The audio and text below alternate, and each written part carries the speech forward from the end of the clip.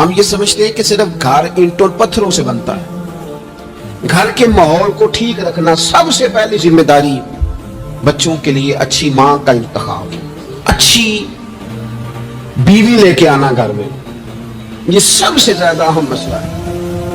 نہ مانے ہم، لیکن بہرحال ڈھیر ساری جگہوں پہ دولت دیکھی جاتی ہے شادی سے پہلے۔ ماں باپ نے بڑی زیادتی کی، بڑا ظلم کیا، ناراض نہ ہونا، بڑا ظلم کیا، پیسے دیکھے بچی اور بچے کا نکاح کر دیا۔ یہ اتنا بڑا زندگی میں آپ نے اپنی اولاد کے ساتھ ظلم کیا ہے کہ آپ تو سائیڈ پہ ہو جائیں گے، لیکن وہ بیچارہ ساری زندگی اس کو بھگتے گا۔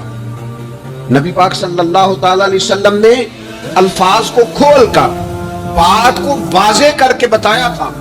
ایک تو ہوتا ہے نا کہ آپ کو کسی تشریح میں جانا پڑے، حضور نے بالکل کھول کے فرمایا کہ عورتوں سے محض ان کی خوبصورتی کی وجہ سے شادی نہ کرنا، اس لیے کہ خوبصورتی ان کو ہلاکت میں ڈال دے گی، اور فرمایا محض ان کے مال کی وجہ سے شادی نہ کرنا، مال ان کو سرکش بنا دے گا۔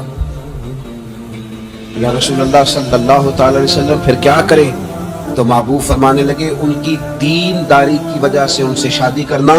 اور یہ ابن ماجہ میں لفظ موجود ہے، اللہ کے محبوب علیہ الصلوۃ والسلام فرمانے لگے کان میں سوراخ والی کالے رنگ کی باندی اگر دیندار ہو تو تمہارے لیے بڑی بہتر ہے۔ باندی ہو، رنگ سیاہ ہو، کان میں سوراخ، اس سے نکاح کر لینا، شرط یہ ہے کہ دیندار ہو۔ بہت اثرات ہیں ماں کے، لہذا اس انتخاب کے اندر باریکی کا مزاج پیدا کریں اگر اپنے گھر کا ماحول ٹھیک رکھنا چاہتے ہیں۔ اور اگر ماحول ٹھیک نہیں ہے تو پھر آپ کروڑوں روپیہ لے آئیں، جس کے بچے ہی ناکام ہو گئے، اس کے پیسے کیا کریں؟ آپ بہت بڑا گھر بنا لیں، لیکن اگر بچے ہی ناکام ہو گئے تو آپ کی بڑی حویلی کیا کارنامہ سر انجام دے؟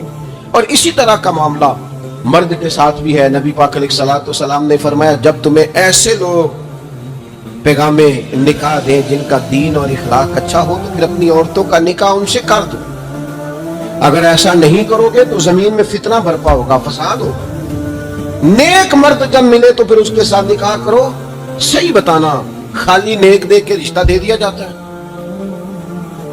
نیک ہے، دیندار ہے، اچھے اخلاق والا ہے، خالی تقوی دیکھ کے لوگ رشتہ دیتے ہیں؟ بڑا کچھ لکھا جاتا ہے، بڑا پس منظر یہاں تو تنخواہ تھوڑی ہو تو کہتے کماتے کچھ نہیں۔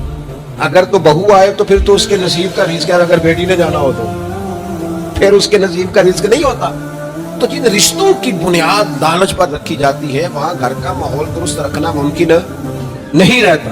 گھر کا ماحول اس وقت درست رہتا ہے جب تقوی کو، طہارت کو، پرہیزگاری کو، عمدہ اخلاق کو، عمدہ اطوار کو، اچھے نظریات، ستھرے مزاج کو، گھرداری کے ماحول کو جب پیش نظر رکھا جاتا ہے پھر حالات کچھ اور طرح کے ہوتے ہیں۔